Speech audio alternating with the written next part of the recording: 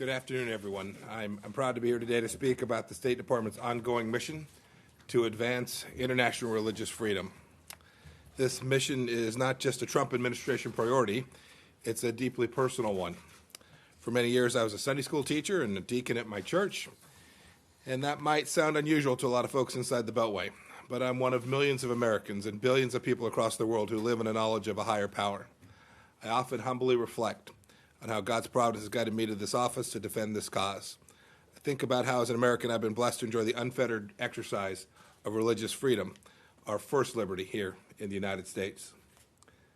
But in much of the world, governments and groups deny individuals that same unalienable right. People are persecuted, handcuffed, thrown in jail, even killed for their decision to believe or not to believe, for worshiping according to their conscience, for teaching their children about their faith, for speaking about their beliefs in public, for gathering in private, as so many of us have done, to study the Bible, the Torah, or the Quran. Go into any mosque, any church, any temple in America, and you'll hear the same thing. Americans believe that kind of intolerance is deeply wrong. That's why the Trump administration has promoted religious freedom like never before in our foreign policy agenda. Given our own great freedoms, it's a distinctly American responsibility to stand up for faith in every nation's public square. So today I'm pleased to announce that here at the State Department, we're elevating the Office of International Religious Freedom along with the Office of the Special Envoy to monitor and combat anti-Semitism within our organization. Effective immediately, each of these two offices will report directly to the Undersecretary for Civilian Security, Democracy, and Human Rights. Sam Brownback, the Ambassador at Large for Religious Freedom, will continue to report directly to me. This reorganization will provide these offices with additional staff and resources and enhance partnerships both within our agency and without. It will empower them to better carry out their important mandates. Second, I'm pleased to announce the release of the International Religious Freedom Report for 2018. It's like a report card. It tracks countries to see how well they've respected this fundamental human right. I'll start with the good news. In Uzbekistan, much work still remains to be done, but for the first time in 13 years, it's no longer designated as a country of particular concern. This past year, the government passed a religious freedom roadmap. 1,500 religious prisoners have been freed, and 16,000 people that were blacklisted for their religious affiliations are now allowed to travel. We look forward to seeing legal reforms to registration requirements so more groups may worship freely and so children may pray at mosques with their parents. In Pakistan, the Supreme Court acquitted Asia Bibi, a Catholic, of blasphemy, sparing her the death penalty after she spent nearly a decade in prison. However, more than 40 others remain jailed for life or face execution on that very same charge. We continue to call for their release and encourage the government to appoint an envoy to address the various religious freedom concerns. And in Turkey, at President Trump's urging, they released Pastor Andrew Brunson, who had been wrongfully imprisoned on account of his faith. We continue to seek the release of our locally employed staff there. In addition, we urge the immediate reopening of the Halki Seminary near Istanbul. Look, we welcome all of these glimmers of progress, but demand much more. 2018, unfortunately, was far from perfect. As in previous years, our report exposes a chilling array of abuses committed by oppressive regimes, violent extremist groups, and individual citizens. For all those that run roughshod over religious freedom, I'll say this: the United States is watching, and you will be held to account. In Iran, the regime's crackdown on the Baha'is, Christians, and others continues to shock the conscience. In Russia, Jehovah's Witnesses were absurdly and abhorrently branded as terrorists as authorities confiscated their property and then threatened their families. In Burma, Rohingya Muslims continue to face violence at the hands of the military. Hundreds of thousands have fled or been forced to live in overcrowded refugee camps. And in China, the government's intense persecution of many faiths, Falun Gong practitioners, Christians, and Tibetan Buddhists among them, is the norm. The Chinese Communist Party has exhibited extreme hostility to all religious faiths since its founding. The party demands that it alone be called God. I had a chance to meet with some Uyghurs here, but unfortunately, most Chinese Uyghurs don't get a chance to tell their stories.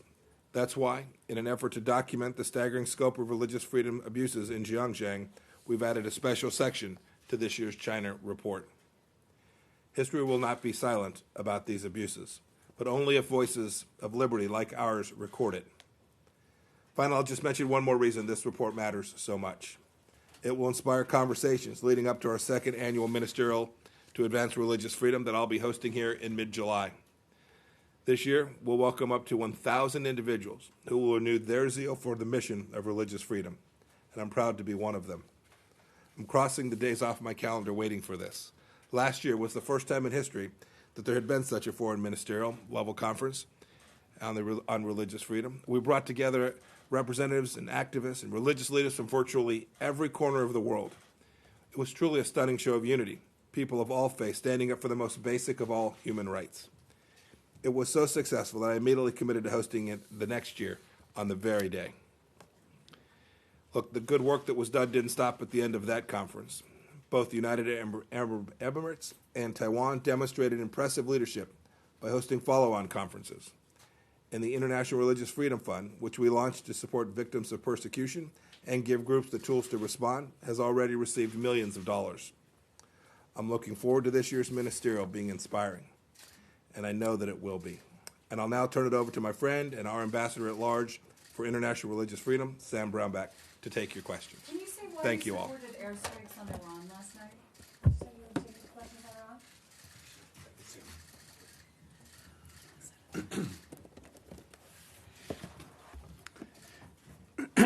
Thank you, Secretary Pompeo. Appreciate that. Also like to thank the President, President Trump, Vice President Pence, for their strong leadership in driving the religious freedom agenda forward.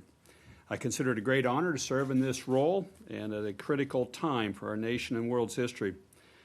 The fight against religious freedom is mounting. Others report that 80% of people live in places where religious freedom is under attack. Yet most of the world organizes their life around a set of religious beliefs. They must be free to do so.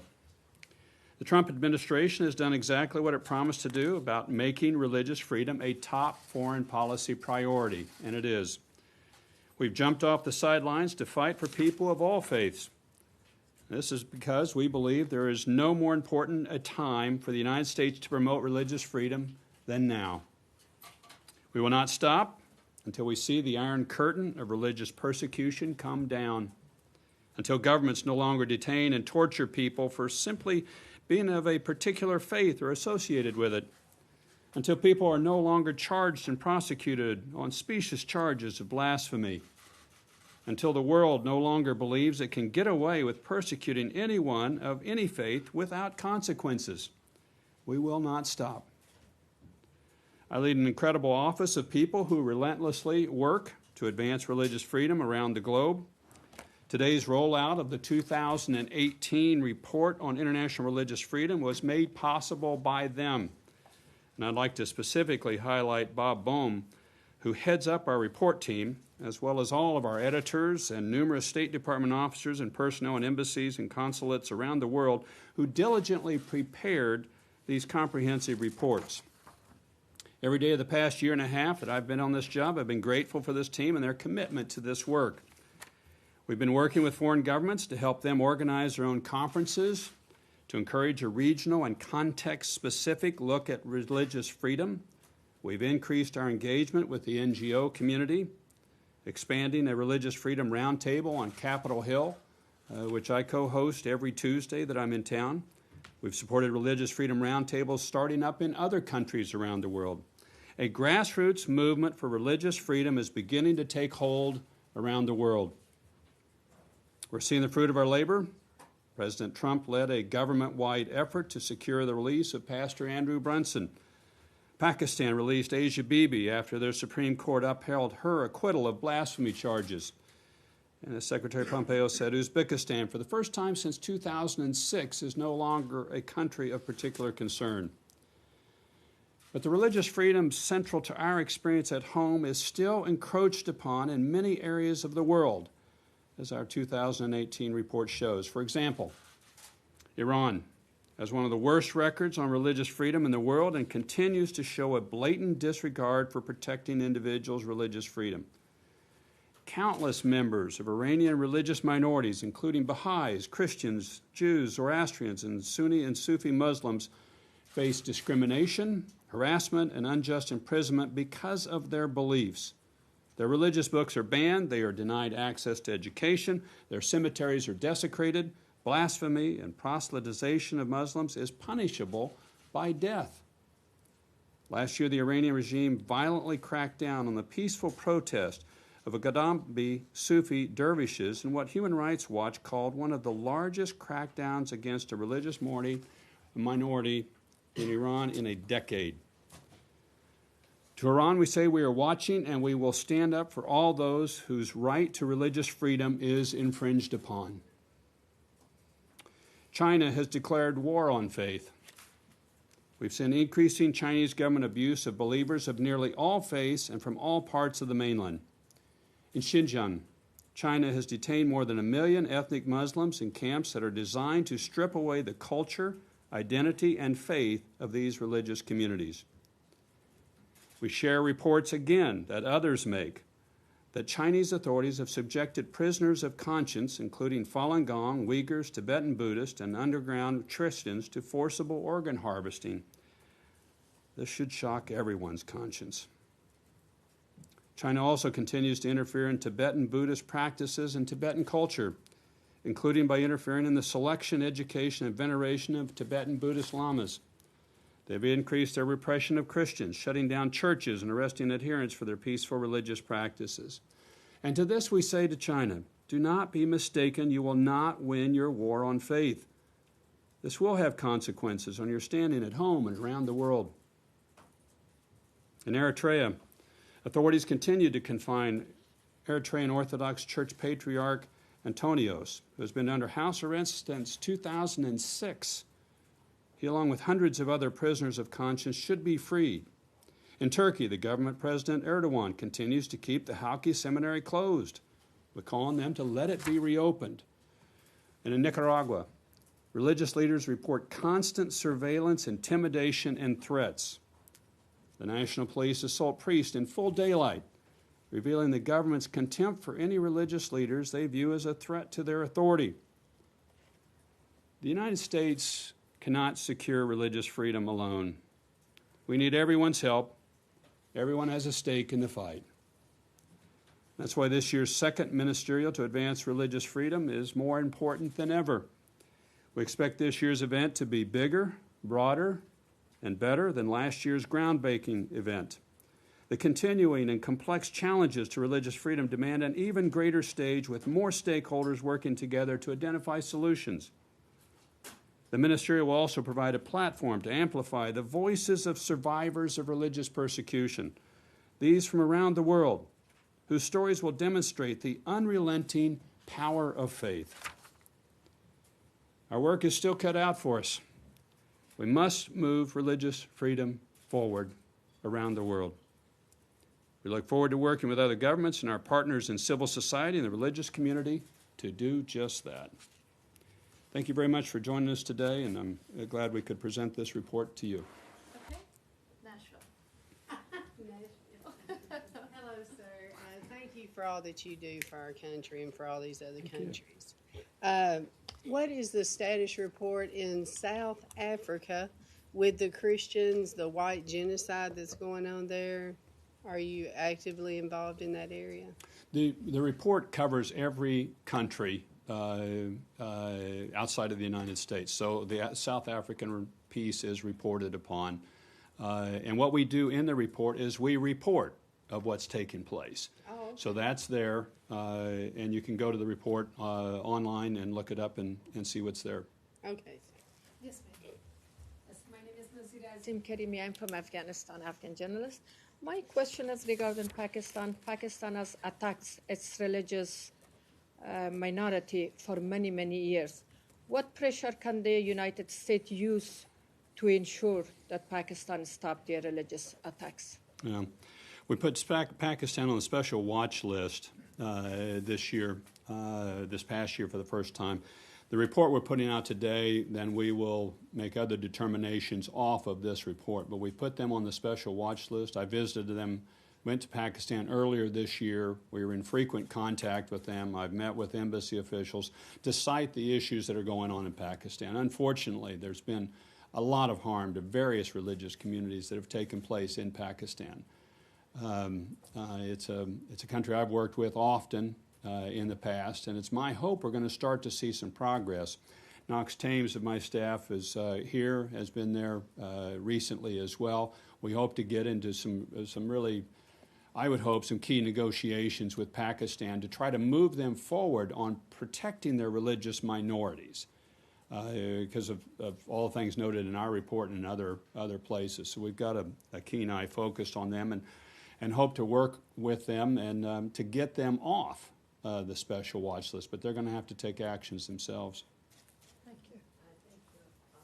On the North Korea freedom of religious, recently North Korean defectors' confession about their situation in the human rights in North Korea, and there is the 100,000 people in North Koreans and they're still in a prisoner camp.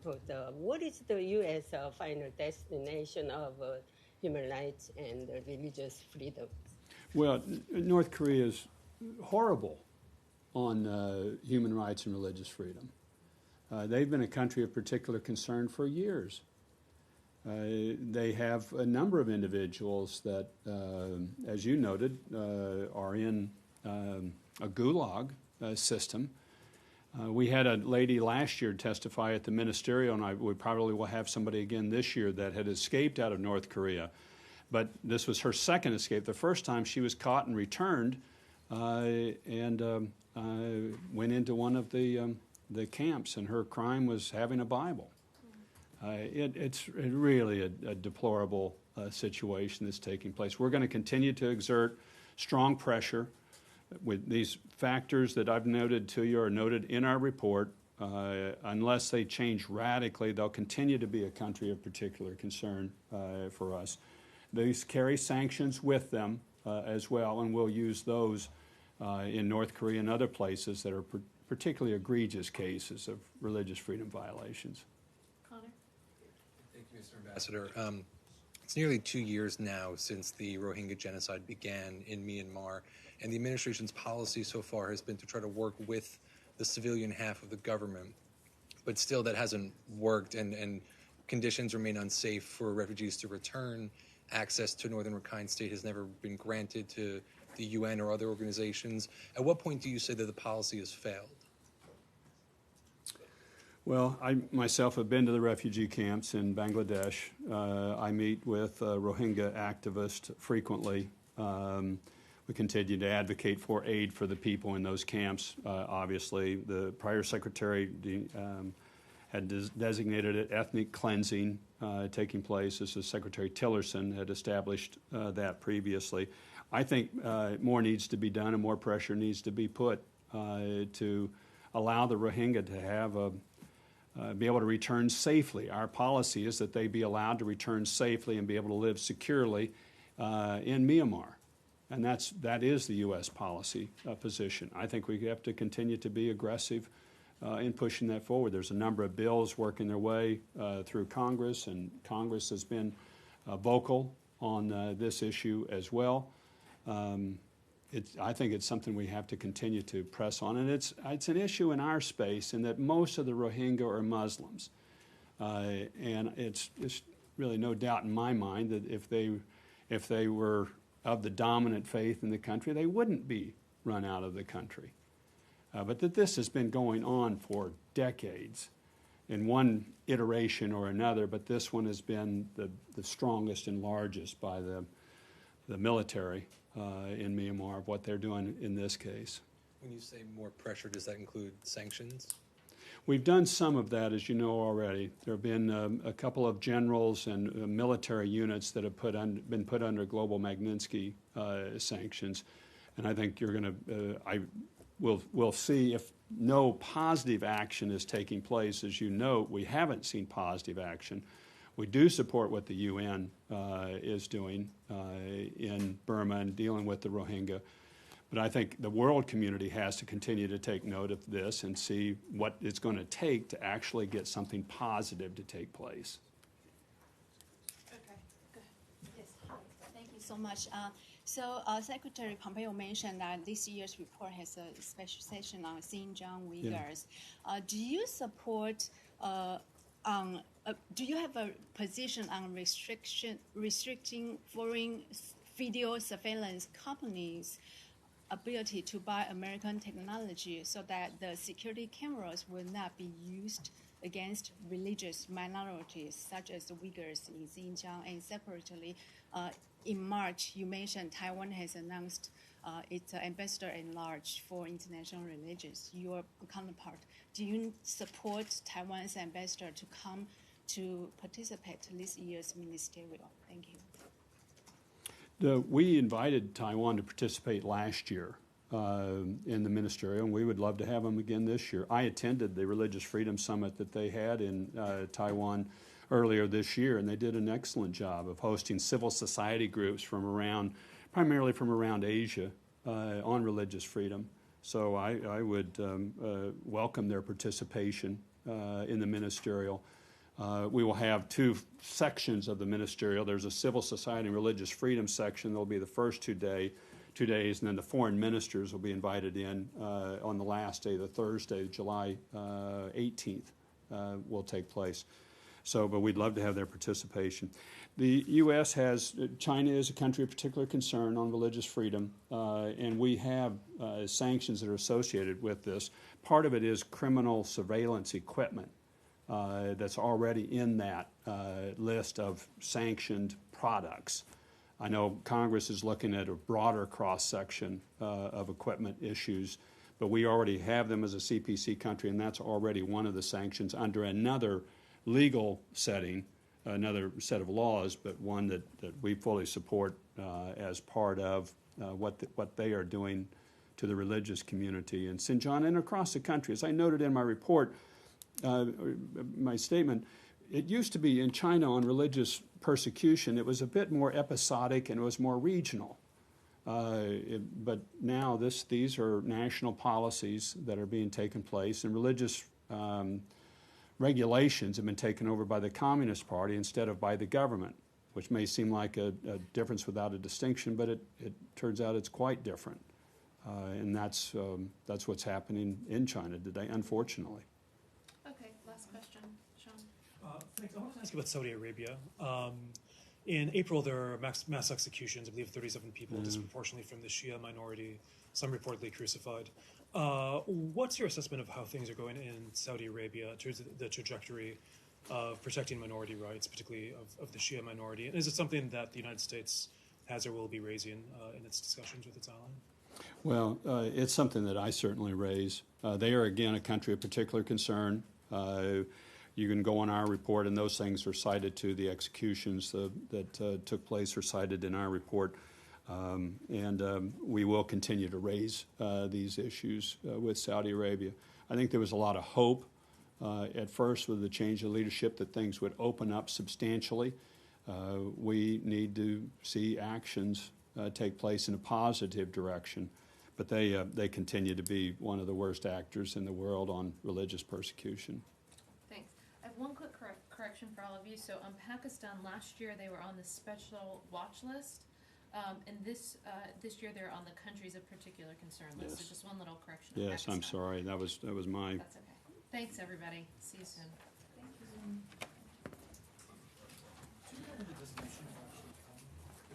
90 days after the report is what the statute requires. Thank you. Thanks.